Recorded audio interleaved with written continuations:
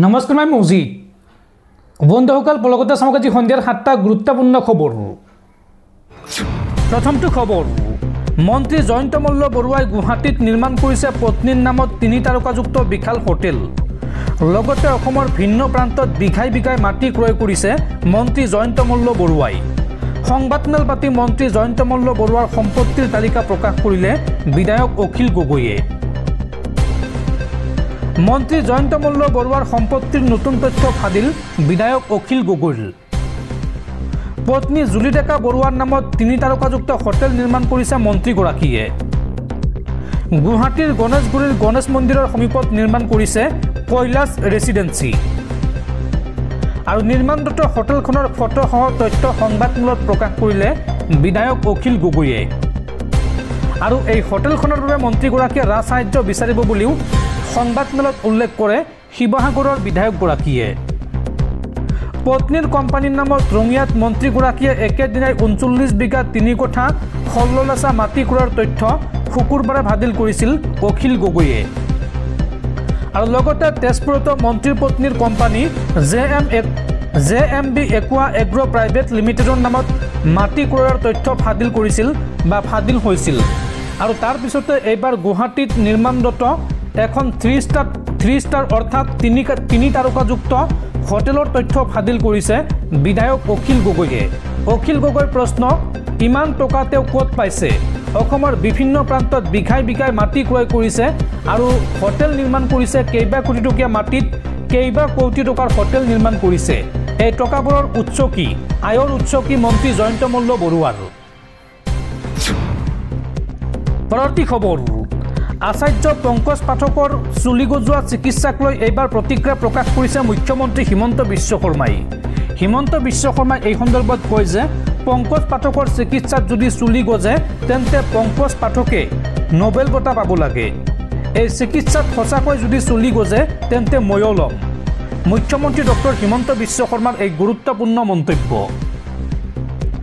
পংকজ পাঠকৰ চিকিৎসাত যদি চুলি গজে তেন্তে নোবেল বঁটা পাব লাগে পংকজ পাঠকে সঁচাকৈ যদি চুলি গজে তেন্তে ময়ো ল'ম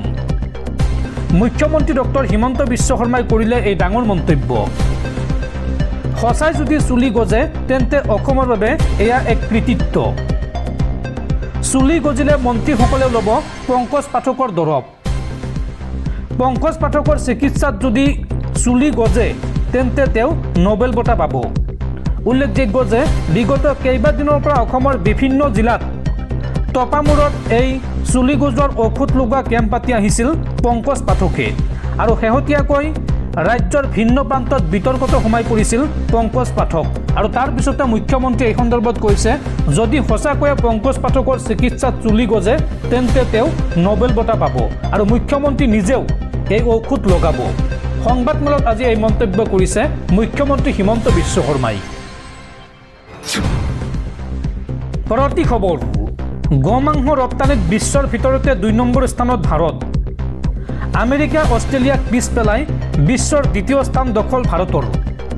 2024 চনত গোমাংস ৰপ্তানি কৰি $3.8 বিলিয়ন উপাৰ্জন কৰিছে ভাৰতে ষ্টেটিষ্টা নামৰ ৱেবছাইটত প্ৰকাশ পাইছে এই তথ্য দৰ্শকসকল আৰু বহুত গুৰুত্বপূৰ্ণ খবৰ আছে তাৰ আগতে আপোনাক জনাও যে যদি আপুনি এতিয়ালৈকে এইটো ভিডিঅ'ত লাইক কৰা নাই তেন্তে এতিয়াই ভিডিঅ'টোত লাইক কৰি দিয়ক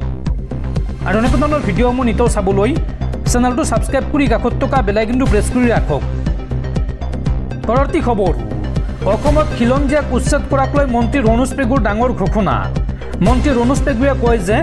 1 বিঘা মাটি যদি খিলঞ্জীয়াই হেৰুৱাইছে তেন্তে ঘূৰাই পাব 8 বিঘা মাটি মিছন বসুন্ধৰাত খিলঞ্জীয়া উচ্ছেদিত আবেদন কৰিলে ঘূৰাই পাব মাটি এই ঘোষণা কৰিছে মন্ত্ৰী ৰণোজ পেগুৱে 1 বিঘা মাটি যদি কোনো খিলঞ্জীয়াই হেৰুৱাইছে তেন্তে ঘূৰাই পাব 8 বিঘা মাটি মিছন বসুন্ধৰাত খিলঞ্জীয়া উচ্ছেদিতই আবেদন কৰিলে ঘূৰাই পাব ভূমি চৰকাৰে উচ্ছেদিত খিলঞ্জীয়াক কোনো অন্য স্থানত ভূমি আবণ্টন দিব ভূমিহীন খিলঞ্জীয়াক নীতি নিয়মৰ মাজেৰে মিছন বসুন্ধৰাই সামৰি ল'ব লখিমপুৰত খিলঞ্জীয়াক উচ্ছেদ কৰাক লৈ মন্ত্ৰী ৰণোজ পেগুৰ এই ডাঙৰ মন্তব্য লখিমপুৰৰ সেই মাটিখিনি কাকো আবণ্টন দিয়া নাই সংৰক্ষিত ভূমি সেইখিনি বেদখলকৃত ভূমিত চৰকাৰে ন্যায়সংগতভাৱে উচ্ছেদ চলাইছে আৰু বেদখলমুক্ত কৰিবলৈ যাওঁতে খিলঞ্জীয়া মানুহো উচ্ছেদিত হৈছে 200ৰো অধিক পৰিয়ালৰ ভিতৰত 19টা খিলঞ্জীয়া পৰিয়াল আছিল আৰু 1 বিঘা মাটি যদি খিলঞ্জীয়াই হেৰুৱাইছে তেন্তে ঘূৰাই পাব 8 বিঘা মাটি এই মন্তব্য কৰিছে মন্ত্ৰী ৰণোজ পেগুৱে পৰৱৰ্তী খবৰ মধ্যপ্ৰাচ্যৰ যুদ্ধক লৈ আন এক ডাঙৰ খবৰ নিৰ্দয়ী ইজৰাইলে পুনৰ লজ্জানত কৰিলে বিশ্ববাসীক খাদ্যনীয়া 613 গৰাকী পেলেষ্টাইনী নাগৰিকক গুলিয়াই হত্যা কৰিলে ইজৰাইলী সৈন্যই নিৰ্দয়ী ইজৰাইলে পুনৰ লজ্জানত কৰিলে বিশ্বক খাদ্যনীয়া 613 গৰাকী পেলেষ্টাইনীৰ জীৱন কাঢ়িলে ইজৰাইলে গাজাত ধাৰাবাহিক আক্ৰমণ কৰি আছে ইজৰাইলী সেনাই আৰু ইজৰাইলৰ আক্ৰমণৰ বাবে এমুঠি খাদ্যৰ বাবে হাহাকাৰ কৰিছে এতিয়া পেলেষ্টাইনী নাগৰিকে ভোকৰ বাবে ৰাজপথত অচেতন হৈ পৰিছে পেলেষ্টাইনী নাগৰিক খাদ্য নিবলৈ অহা পেলেষ্টাইনী লোকৰ ওপৰত উপৰ্য পৰি গুলীচালনা ইজৰাইলৰ ৰাষ্ট্ৰসংঘৰ মতে এতিয়ালৈকে এই ঘটনাত 613 গৰাকী ভোকাতুৰ পেলেষ্টাইনীৰ প্ৰাণ লৈছে ইজৰাইলে আৰু ইজৰাইলী সেনাৰ গুলীত আহত হৈছে 4000তকৈও অধিক লোক গাজাত আৰু এতিয়া